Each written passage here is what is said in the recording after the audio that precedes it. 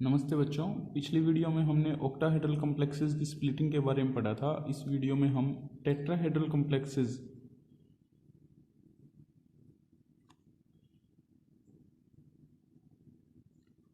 Complexes की splitting के बारे में पढ़ेंगे। तो बच्चों, टेट्राहेड्रल ज्योमेट्री कैसी होती है, पहले तो ये बात समझते हैं। टेट्राहेड्रल ज्योमेट्री में जैसे क्यूब के सेंटर में मेटल, क्यूब के सेंटर में मेटल।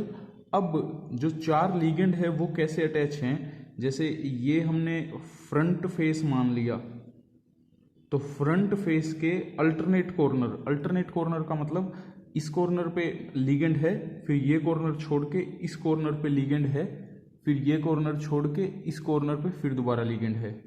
तो फ्रंट फेस के अल्टरनेट कॉर्नर और उसके बाद दो लीगेंड कहाँ पर है, ये आपका बैक फेस के अल्टरनेट कॉर्नर, यानी कि इस कॉर्नर पे लीगेंड है, उसके बाद यहाँ पर लीगेंड नहीं है, फिर यहाँ पर लीगेंड है, फिर यहाँ पर लीगेंड नहीं है, फिर यहाँ पर लीगेंड है। मैंने फेस वाइज आपको अल्टरनेट कॉर्नर बोला है, लेकिन आप इसको करके देखोगे तो ये किसी भी तरीके से हमेशा ही अल्टरनेट कॉर्नर रहेंगे। जैसे देखो, इस कॉर्नर पे लीगेंड है, ये कॉर्नर छोड़ के इस कॉर्नर पे फिर लीगेंड है, ये कॉर्नर छोड़ के इस कॉर्नर पे भी लीगेंड है,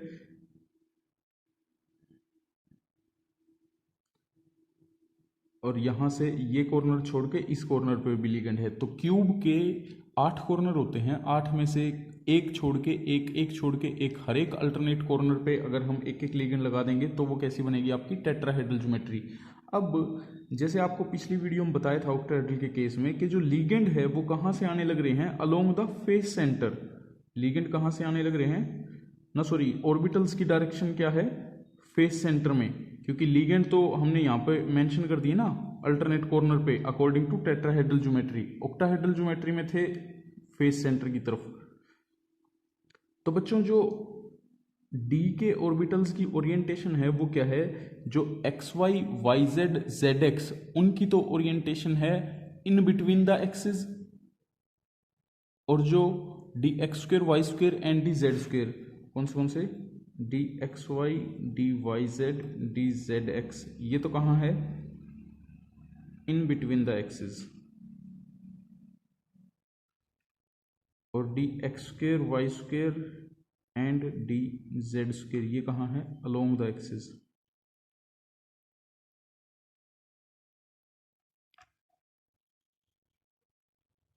तो बच्चों, अब देखो कि इन बिटवीन द एक्सिस जो लीगेंड हैं, इन बिटवीन द एक्सिस जो ऑर्बिटल्स हैं वो कहाँ जा रहे हैं, ये आपका एक्स एक्सिस, ये आपका वाई एक्सिस, और बाहर की तरफ ये आ गया आपका जेड एक्सिस।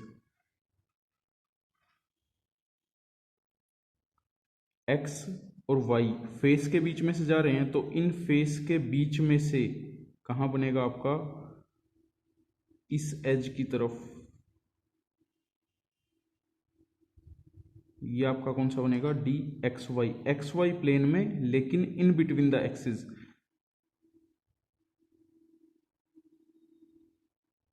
और D X square Y square कहाँ बनेगा, एक्स वाई प्लेन में अलोंग द एक्सिस।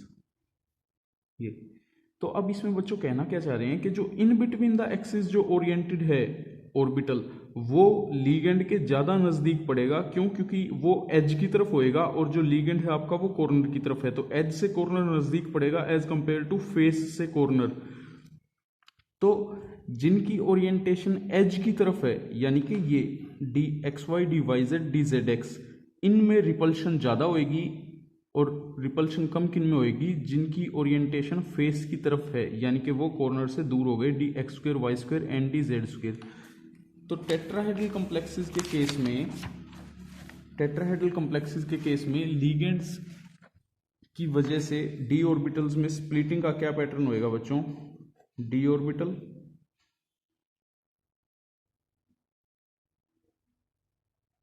इसमें जो दो ऑर्बिटल हैं उनकी एनर्जी डाउन हो जाएगी, कौन से D X square Y square and D Z square, और जो तीन ऑर्बिटल है उनकी एनर्जी रेज हो जाएगी, कौन से D X Y D Y Z D Z X. इन दो ऑर्बिटल्स के सेट को बच्चों हम बोलेंगे ई, और इन 3 ऑर्बिटल्स के सेट को हम बोलेंगे बच्चों T2। ऑक्टाहेड्रल के केस में 2 ऑर्बिटल के सेट को हम बोल रहे थे Eg और 3 ऑर्बिटल के सेट को बोल रहे थे हम T2G, लेकिन इसमें क्या बोलेंगे, इसमें G वर्ड यूज नहीं करेंगे, वो सिमेट्री की वजह से होता है, क्योंकि टेट्राहेड्रल ज्योमेट्री आपकी सेंटर ऑफ सिमेट्रिक नहीं होता टेट्राहेड्रल ज्योमेट्री में, इसलिए G सब्सक्रिप्ट यूज नहीं करेंगे, इसलिए ये अकेला E और ये आपका T2। ये आपका बच्चों स्प्लिटिंग पैटर्न होएगा। सेम इसमें भी बेरी सेंटर रूल होएगा, इनकी एनर्जी ज़्यादा डाउन होएगी 0.6 DQ से और इनकी एनर्जी कम रेज होएगी। ये वैसे मैंने डायग्राम में कम नीचे दिखाया, ये ज़्यादा नीचे होना चाहिए था एज कंपेयर टू दिस। ये आपकी 4 DQ 0.6 DQ और 0.6 डेल्टा T और 0.4 डेल्टा T।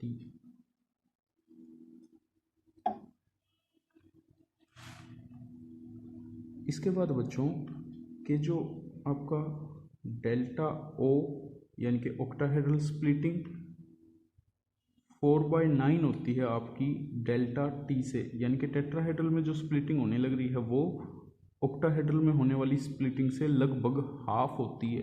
क्या होगी, हाफ हो गया ना, 1/2 के अप्रोक्स होगी।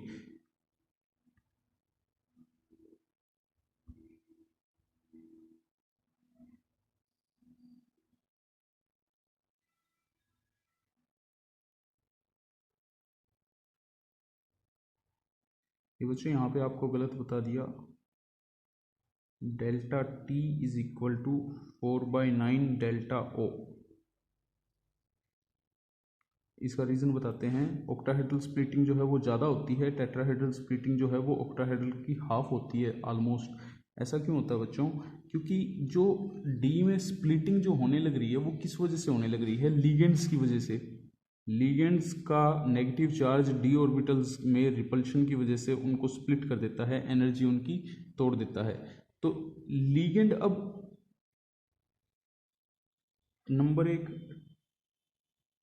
टेट्राहेड्रल में 4 लिगेंड है आपके और ऑक्टाहेड्रल में 6 लिगेंड है। तो ज़्यादा लिगेंड जब होंगे तो स्प्लिटिंग ज़्यादा होगी, क्योंकि रिपल्शन ज़्यादा करेंगे, ज़्यादा लिगेंड होंगे तो ऑक्टाहेड्रल में 6 लिगेंड ज़्यादा रिपल्शन करते हैं एज कंपेयर टू टेट्राहेड्रल के 4 लिगेंड से। तो ऑक्टाहेड्रल की स्प्लिटिंग ज़्यादा होती है टेट्राहेड्रल से। नंबर 2, टेट्राहेड्रल में आप लोगों ने देखा कि कोई भी लिगेंड डायरेक्टली ओरिएंटेड नहीं है। टेट्राहेड्रल में कोई भी लिगेंड डायरेक्टली ओरिएंटेड नहीं है toward any of the D orbitals, किसी भी डी ऑर्बिटल की तरफ डायरेक्टली ओरिएंटेड नहीं है आपका लिगेंड। लेकिन ऑक्टाहेड्रल के केस में हमने देखा था कि जो ऑर्बिटल्स अलोंग द फेसिस थे, क्योंकि फेस सेंटर से आने लग रहे थे ना उसमें लिगेंड, इसमें तो कॉर्नर से आने लग रहे हैं लिगेंड। ऑक्टाहेड्रल के केस में फेस सेंटर से लिगेंड आने लग रहे थे, तो उसमें जो फेस की तरफ ऑर्बिटल्स ओरिएंटेड थे, यानी कि dx² y² and dz², 2 orbital, 5 में से 2 ऑर्बिटल ऐसे थे जो डायरेक्टली ओरिएंटेड थे आपके लिगेंड की तरफ। तो लिगेंड से उन ऑर्बिटल्स में ज़्यादा रिपल्शन होने लग रही थी। लेकिन ऐसा कोई भी केस आपका टेट्राहेड्रल में नहीं है। टेट्राहेड्रल में सारे के सारे लिगेंड जो हैं वो कोई भी मतलब डायरेक्टली ओरिएंटेड नहीं है आपका ऑर्बिटल्स की तरफ। इस वजह से भी आपका जो टेट्राहेड्रल है उसमें स्प्लिटिंग, टेट्राहेड्रल में स्प्लिटिंग ऑलमोस्ट हाफ होती है, किससे, ऑक्टाहेड्रल कॉम्प्लेक्सेस से। इसके बाद है बच्चों टेट्राहेड्रल और ऑक्टाहेड्रल में डिफरेंस। टेट्राहेड्रल कॉम्प्लेक्स में 4 लिगेंड होते हैं, ऑक्टाहेड्रल कॉम्प्लेक्सेस में 6 लिगेंड होते हैं। टेट्राहेड्रल कॉम्प्लेक्सेस में जो स्प्लिटिंग पैटर्न बनेगा आपका वो कैसा बनेगा कि जो 2 ऑर्बिटल हैं उनकी एनर्जी डाउन और जो 3 ऑर्बिटल हैं उनकी एनर्जी रेज होएगी। जबकि ऑक्टाहेड्रल कॉम्प्लेक्सेस में इससे अपोजिट है। ऑक्टाहेड्रल कॉम्प्लेक्सेस में कैसे होएगा बच्चों, आपका जो 3 ऑर्बिटल हैं उनकी एनर्जी डाउन और जो 2 ऑर्बिटल हैं उनकी एनर्जी रेज। ये आपका T2G और ये आपका EG। ये किस में है, ऑक्टाहेड्रल में, और ये किस में है आपका टेट्राहेड्रल में। इसके बाद बच्चों ऑक्टाहेड्रल कॉम्प्लेक्सेस में लो स्पिन और हाई स्पिन दोनों प्रकार के कॉम्प्लेक्सेस बन सकते हैं, वो आपको आगे बताएंगे। लेकिन जो टेट्राहेड्रल कॉम्प्लेक्सेस हैं उनमें सिर्फ और सिर्फ आपके हाई स्पिन कॉम्प्लेक्स बनेंगे। ऑक्टाहेड्रल में high spin as well as low spin दोनों तरीके के कॉम्प्लेक्सेस बन सकते हैं। इससे नेक्स्ट वीडियो में बच्चों हम डिस्कस करेंगे crystal field stabilisation energy CFSE के बारे में। ये जो डिफरेंस है बच्चों, ऑक्टाहेड्रल में हो चाहे टेट्राहेड्रल में हो, इस डिफरेंस को हम कहते हैं क्रिस्टल फील्ड स्प्लिटिंग एनर्जी। यहां पर जो वर्ड है वो है स्प्लिटिंग एनर्जी। ये डिफरेंस जो है ये तो है क्रिस्टल फील्ड स्प्लिटिंग एनर्जी, चाहे वो ऑक्टाहेड्रल कॉम्प्लेक्सेस में हो चाहे वो टेट्राहेड्रल कॉम्प्लेक्सेस में हो। अगर ऑक्टाहेड्रल कॉम्प्लेक्सेस में है तो उसको डेल्टा O से लिखेंगे, अगर टेट्राहेड्रल कॉम्प्लेक्सेस में है तो उसको डेल्टा T से लिखेंगे। Splitting energy, crystal field splitting energy. और एक होती है क्रिस्टल फील्ड स्टेबलाइजेशन एनर्जी, ये हम आपको नेक्स्ट वीडियो में बताएंगे बच्चों। धन्यवाद।